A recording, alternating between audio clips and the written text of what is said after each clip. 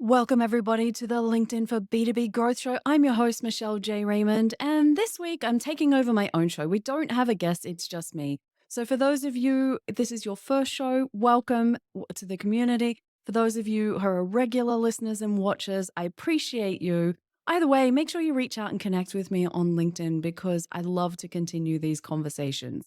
Now, this week, we're going to talk about something that has been brewing and brewing for me for a while now, because I have so many conversations on the platform where people are feeling overwhelmed, they're feeling defeated, they're feeling sad, they want to give up because they just don't seem to get the reach and engagement that either they used to or they're comparing themselves to other people on the platform who have been doing it for way longer.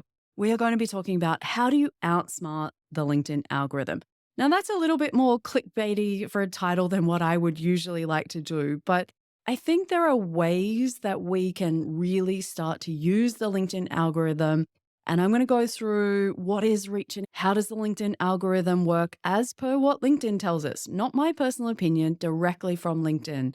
And then I'm also going to share the growth tactics that I personally use that you can use as well so that you can get growth. Now, I listen on the platform and I hear reach is down. We can't get as much as what we used to. All the numbers are downward spiraling. There's nothing you can do. Oh, woe is me. Maybe because I've been a company page admin for so long, worrying about numbers on reach.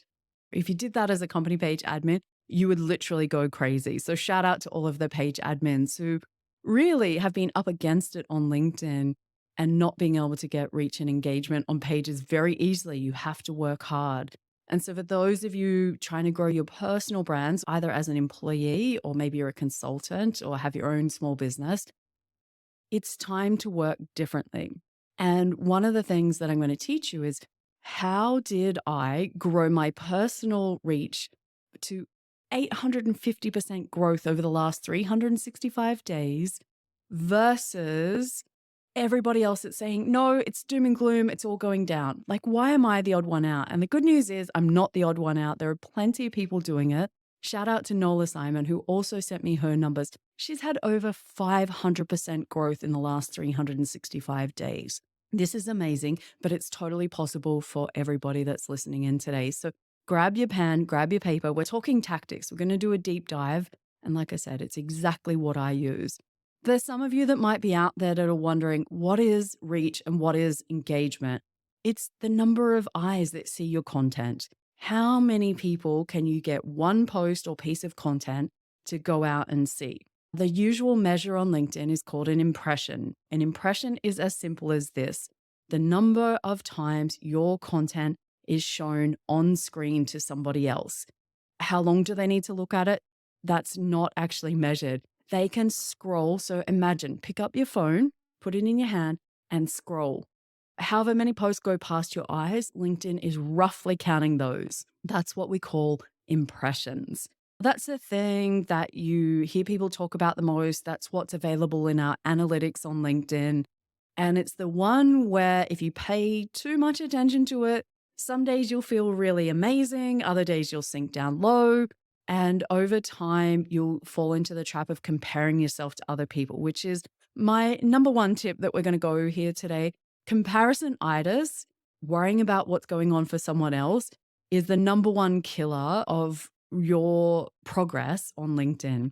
And I know it because I'm guilty myself, and it's happened to me, especially when I moved from having as an employee an amazing niche community that I'd built over 6 years to going back to the beginning and starting again as a business owner and having to rebuild an entire new community. So if you're at either end of those stages, I know what it feels like. This didn't happen by magic for me. It's happened by work, and I'm going to share exactly what that is.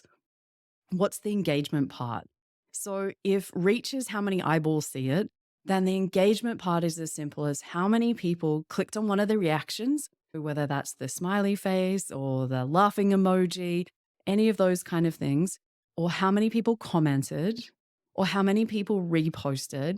And I'd imagine that there's an element of this that also gets included by LinkedIn of who's saving posts, but you don't get to see those numbers. So we'll stick with How many people commented? How many people used the reactions? And how many people reposted? It's easy to count those numbers because they're shown on every single post. But there's lots of things that LinkedIn doesn't show you. When someone looks at your post, they might love it. But they're those kind of people, which are around 90% of the users on LinkedIn, that don't like to press buttons. They just like to come in, have a look around.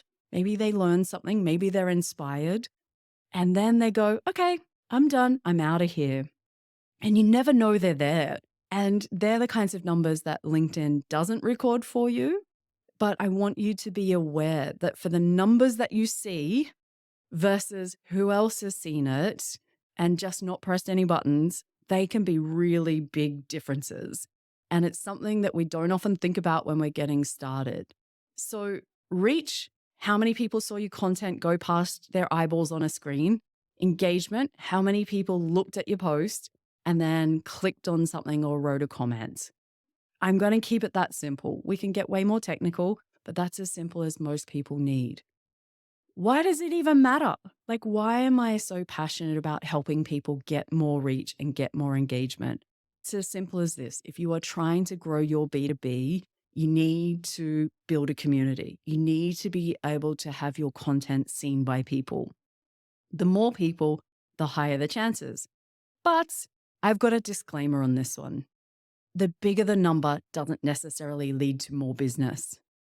It does work if you're building a targeted and niche community. So I don't want people that are listening in today to be trying to grow numbers for numbers' sake.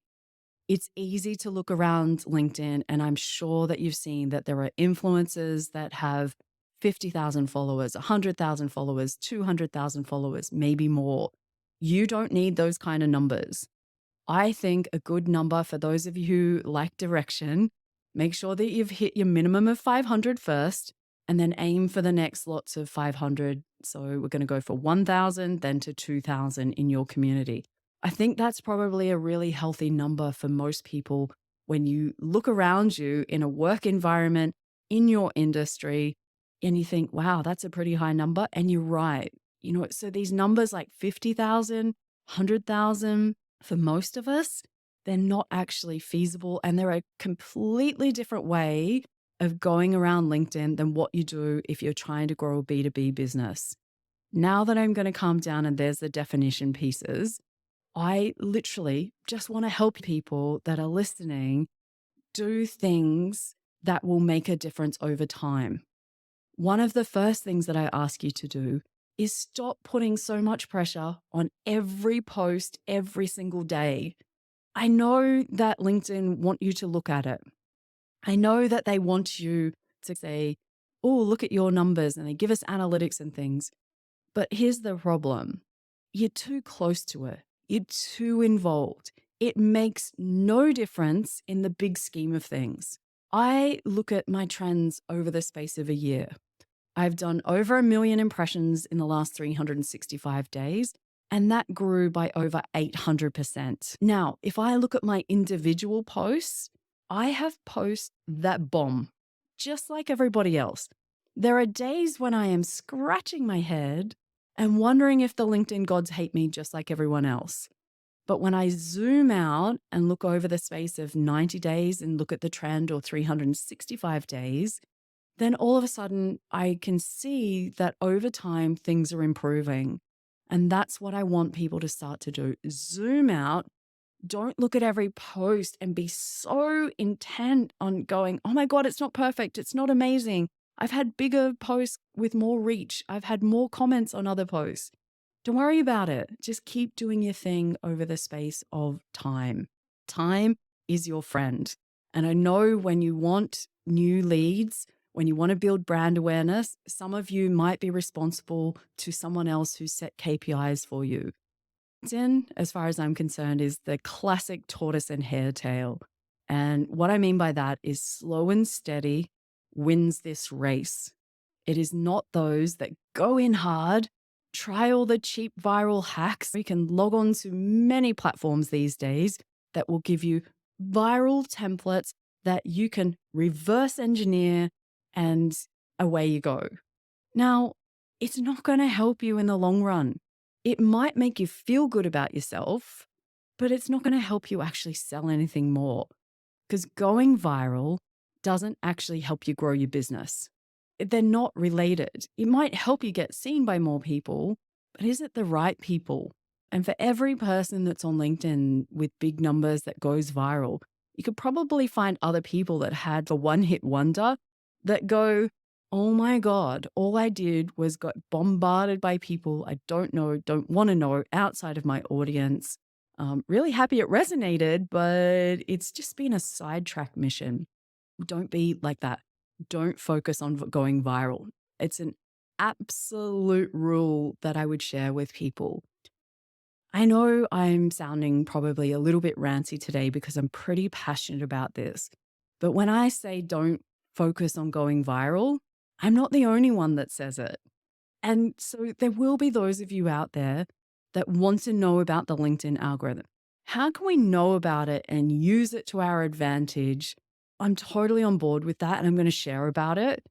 But if you think that knowing the ins and outs of the LinkedIn algorithm is going to help your business grow, and you're not in the business of being a LinkedIn trainer like me, I don't know what you think's going to happen, but it's just not going to be the difference that you think. So let me put it in some numbers. If you have 1,000 followers and you do a post, it might go out to say roughly 10%. It's 100 people. You might get a few people interact. Realistically, if you had 12 instead of 10, is it going to make that big of a difference? Not really. It's not, but I'm going to show you the things that will make a bigger difference over time, that if you look up and away from the algorithm, then you are going to just go from 0 to hero really quickly. You can fast track your results by following these tactics that I'm going to share. Now, the first thing I'm going to do for those of you who do want to know the latest information on the LinkedIn algorithm, I'm here to share it. Like, I want you to know that I've done all the research so that you don't have to. And I actually recently wrote a LinkedIn newsletter about all the research that's gone into the LinkedIn algorithm. And I'm going to share the link to that in the show notes so that you have access to that, because this is something that I could rave on about all day, and I don't want to do that for people. But I do want you to know the basics. The number one thing that you need to know is that LinkedIn does not want you to go viral. I'm going to say that again. LinkedIn does not want you to go viral. Their words, not mine. And in the newsletter, I share links to the article and a podcast that LinkedIn were involved in directly to share what's happening on the platform. What do they want? Great question. That's exactly what I would want to know. LinkedIn, when they say we don't want you to go viral, they realize that, say, last year, maybe even the year before, while COVID was happening, the platform was used for different purposes, especially while we were all working from home and not so much in the office. Life's changed, businesses changed. We saw that personal posts on LinkedIn, the out of context selfie having a coffee, seemed to go what I would call viral. They just went sailing on past. I'm not going to lie, there were days where I was thinking, oh my God, I am spending so much time and effort in these posts. And then these people post selfies at a cafe and they're just going crazy on past me. I've been guilty of that myself. And then I'm really glad to report in that LinkedIn went, you know what? We might have got this wrong. What does LinkedIn want? It's this simple. LinkedIn, the algorithm is going to reward those that share knowledge and advice. How cool is that to hear? That, when I read it, my eyes lit up. I was super excited.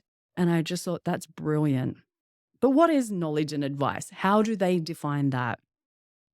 Knowledge and advice, according to LinkedIn, is made up of 3 things. The post speaks to a specific audience. So niche communities, they're so important. You have your own audience. The broader you go, the less specific, the less you're going to get traction. Second thing, the author is writing on their core subject area.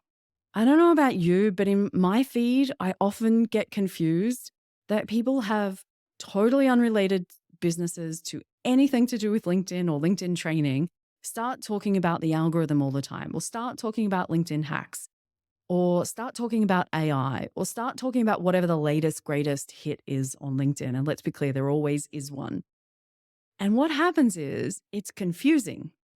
I scroll and I go, why is this person talking about this?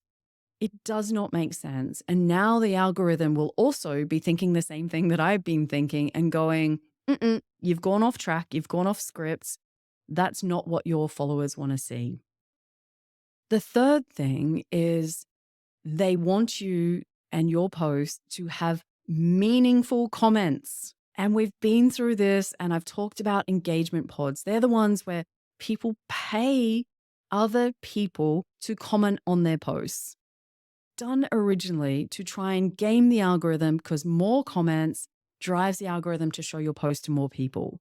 I can't even imagine how desperate someone is to pay other people to come and like their post and comment on their post. Like, it blows my mind. And I'm just going to leave this one here because, again, that would be a whole other episode in itself, which I'm sure I've done around the place. So post speaks to a specific audience. The author is writing on their core subject area, and the post has meaningful comments. LinkedIn have actually broken this down so simply, but I'm going to break it down into what I call the 3 C's. And the 3 C's are all you need to know about what makes the LinkedIn algorithm happy, to summarize this. The 3 C's that I call it, number 1 is community. Start building yourself a niche community around the industry that you want to work with, the industry that you work best with, the one that lights you up. It doesn't happen overnight necessarily. It's taken me a few years to get to this point, but start having targets, goals in mind about who you're going after and what kind of business you want to do. Build that community. And I highly recommend to people that are listening to this, think about the community that is related around your industry.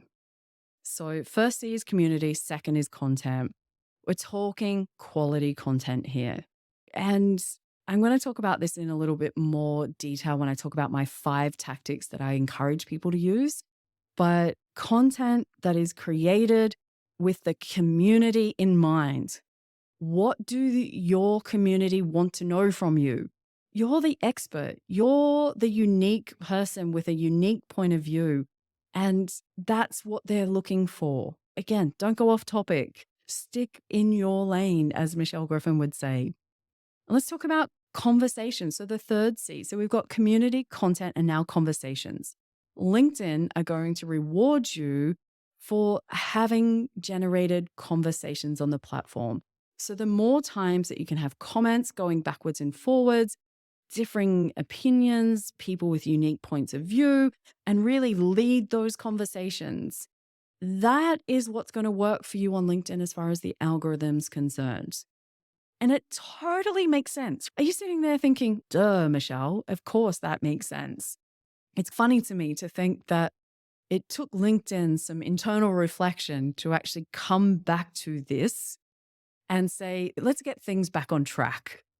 And I've seen it since June. And if I look at my personal numbers since around that time, they have doubled, in some cases tripled, to what my normal everyday numbers are.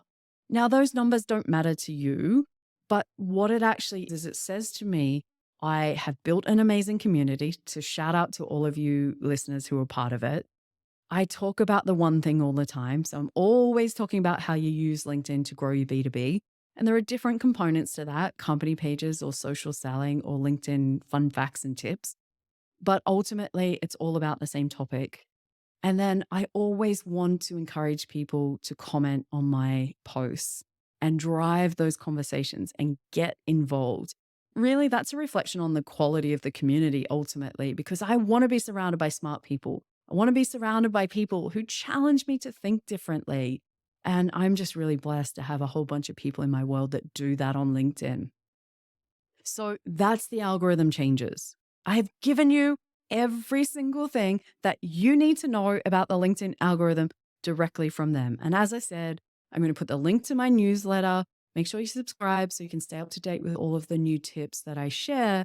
hear from me first about how they can be used specifically to grow your B2B. That's what I'm here for. I've got 5 tactics that I'm going to share with you right now, exactly what I personally have used to outsmart the LinkedIn algorithm. Why? Because I don't worry about the LinkedIn algorithm. I focus on people. I focus on my community. So what's number 1? Number 1 for me is probably the most important thing that I want to share with people. And number 1 is on LinkedIn, you have to stay mindful that what goes around comes around, as my nan always says. And what do I mean by that? The more that you support other people, the more that they support you. I do an enormous amount of work behind the scenes, lots of commenting strategically, lots of supporting and turning up at other people's events, sharing about that, supporting new book launches, posting, helping. And these are people that may not necessarily ever be my clients. But I can also assure you that these are the same people that show up and support my posts. And it's the law of reciprocity, which is probably one of the hardest words I'll have to say today. But it is literally as simple as if you go out and are supportive of other people, they are going to do the same for you. That has such a multiplier effect when you've built a niche community, because not only are you leveraging their community in your industry, they are also going to help give you support. And with that support, it then means that you get seen by second degree connections and third degree connections, those people you haven't met yet, which I think is just the most amazing thing. But it only works when you're targeted. Make sure you bring in that focus. And even if you keep narrowing it over time, don't go too narrow that you don't actually end up with a market of people that can buy from you, because that is the last thing that we want in B2B, and especially when we're trying to grow a business. But laser focused. And I can assure you that if you haven't done the work up front to write out a game plan and have those targets in mind, your activity on LinkedIn will be pointless.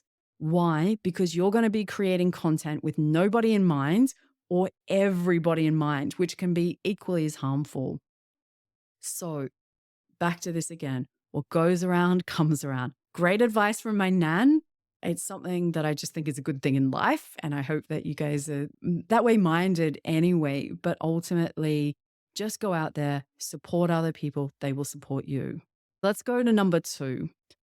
And number 2 for me probably goes against the grain of what you see out there by some of the big creators. So the Gary V's, the Alex Hormozzi's, all of theirs speaks to being everywhere, quantity over quality. And I just look at that and I think, if I had a team of 100 people that were creating everything for me, we'd be having that conversation where I'd be like, go team, let's go quantity. But the reality is most businesses do not have unlimited resources, and we have to choose where we best spend our time. Now, I choose to spend my time on LinkedIn because that is where my audience is. B2B businesses are on LinkedIn. I choose backup platforms, and from that, I make sure that I'm really good at what I do on those platforms. And just recently, I wrote a post about mastery comes from simplification. If you are trying to be great at LinkedIn, great at TikTok, great at Instagram, have a podcast, write a book, run a business, all of these kinds of things, if you try and do it all too soon, what happens is you'll be overwhelmed, exhausted, and just not do anything really well. Now, I was guilty of that. I was on Twitter and Instagram, which they're just not for me, and my audience isn't there. And so I was investing time in places that just, it was a waste, absolute waste, no other words for it. By stripping things back and keeping things simple and narrowing my focus to where my audience were, where my community I'd built, and doing more effort on there, this is another reason why my numbers just keep climbing. I have cut back on the number of posts. I cut back and I tell my clients to cut back on the number of posts, and yet my numbers have still gone up. Why? Because I create things that I know my community wants, that I know are going to drive those conversations on my topic. I'm not under the pressure to just create quantity for quantity's sake. I don't have that pressure anymore. So I create things that I absolutely love and that resonates with other people. That's simple. That's why other people enjoy it, because they know I'm enjoying what I'm creating. Third one. Now, this is one I have to confess myself that over time, there are days or months where I've strayed off course while I was trying to figure some stuff out. And number three for me aligns back to what LinkedIn told us they want for the algorithm. And that is stay on topic. Please, anybody that is listening, just because ChatGPT, AI are the topic du jour at the moment, please don't go off on a tangent, because here's what happens. It confuses people. I have people that I can't refer business to anymore because just am not certain what they actually do. They talk about so many different things that I'm a bit confused about. Maybe the business has changed, or maybe it wasn't what I thought it was in the first place. And so I want people to just stick in your lane, talk about what you're really good at. And it doesn't matter if it's a small audience, it's going to be an engaged audience. I began my career on LinkedIn talking about chemicals and beauty. And the more I spoke about just that topic, the more I attracted the right kinds of people. And of course, the opportunities came, more new product inquiries, more sales. I can honestly, hand on heart, tell you that by doing this, I ended up with a $2 million order from a LinkedIn post. That is absolutely crazy to think about. But if I got sidetracked talking about things that weren't in my core area, it would never have happened, because people would have left and gone, this girl, she's everywhere. So stay on topic. It's so easy to get sidetracked and want to talk about LinkedIn because we're on LinkedIn. Save it for people like me. There's enough of that noise that's going on the platform. We don't really need any more. And I think people are probably nodding their head going, yep, I don't know. I think it's one of those things on LinkedIn is one of those platforms that navel gazes more than any of the other social sites.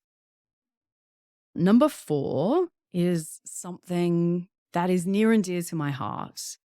And it's something that if you're listening in and you follow my content, you'll have noticed that I'm starting to do this more and more. And it is, people, get off the fence. I am so tired of every post and every comment in my feed, everybody agreeing with each other, everybody regurgitating, everybody high-fiving the same regurgitated viral posts that you can go and get these templates and just copy and paste and put on your posts. Enough. Tools that we're using were not designed so that you would sound like everybody else.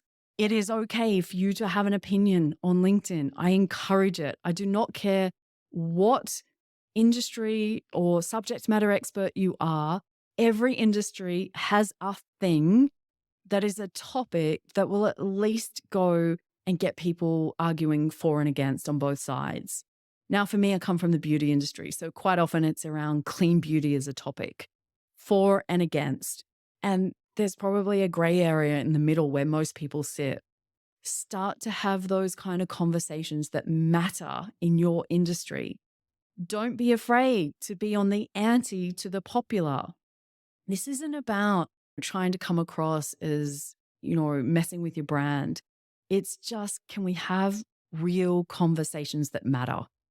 And you will not do this unless you actually start to have real conversations on real topics and express your opinion. So I'm just going to call it, I'm just going to leave it out there. Just please, can we start having some original, authentic conversations on the platform? I want you to stand up for what you believe in. You are a subject matter expert. Share that with people. Bring them along on the journey. You might actually inspire other people. You might teach them. Educating people is one of the privileges that we have on this platform, but not if we just say the same thing as everybody else. I'm going to jump off my soapbox again on that one.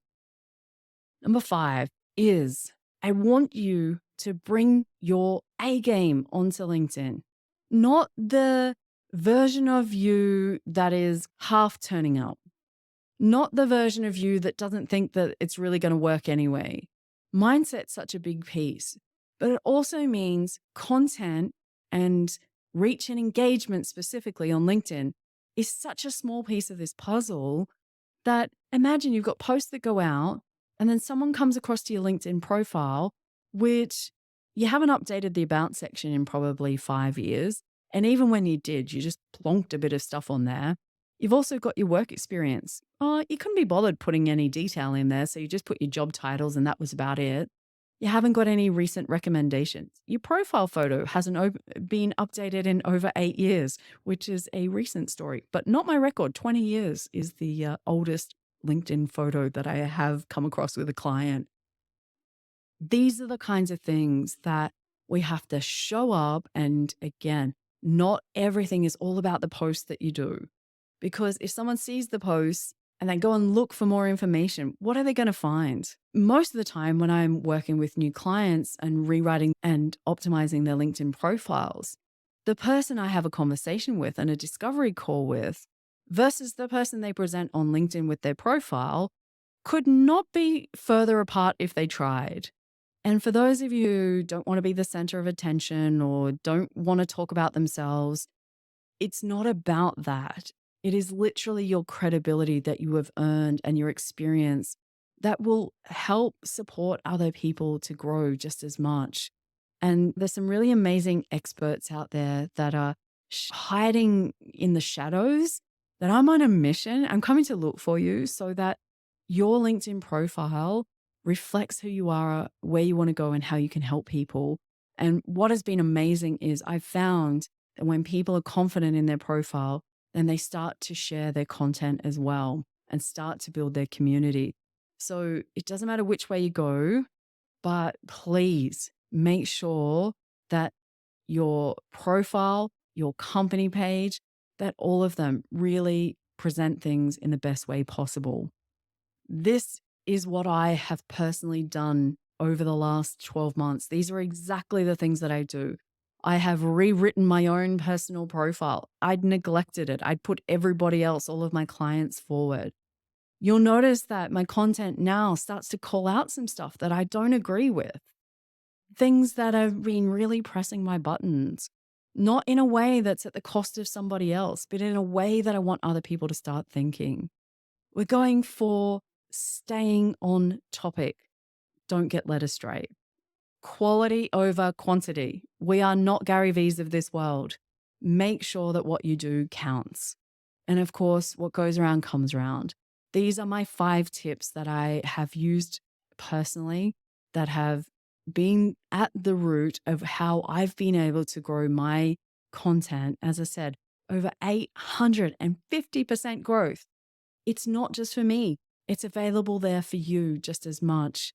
So every show that I normally have a guest on, I ask them, what is the actionable tip that you would give others? My actionable tip, go and do an audit. Have a quick look. Have you strayed off track? Or maybe you didn't even have some goals there in the first place. When I work with clients, when we're doing our LinkedIn for B2B Growth masterclass, the first thing I always start off with is a game plan. If you are someone that is on LinkedIn without a game plan, we need to talk. It's that simple. You are wasting your time. But if you want to grow your business, we have to do things more methodically. So LinkedIn profiles, if they need some love and you don't like to write about yourself, you know where to find me. But make sure it's creating an amazing first impression and doesn't undersell you. So I'll leave it at that because this is a topic that I would love to talk about all day. I hope that you have walked away with this thinking that everything is actually in your control. Your mindset that you bring into this, the quality that you put out, the community that you build, this is all in your control. So you don't have to worry about cheap algorithm hacks. You don't have to worry about, is it 2 hashtags or 1 hashtag or no hashtags? Ignore all of that. Community, content, and conversations. That is your answer, my friends. I appreciate you all listening. If you have enjoyed this show, One thing that would help me amazingly is that if you could take the moment to leave me a recommendation or review if you're listening to this on the podcast, or if you're watching on YouTube, don't forget to hit that subscribe button because it will make a difference. And I have got some amazing guests that are coming up to add on to this conversation. So on that note, I wish everyone well. Cheers to B2B growth.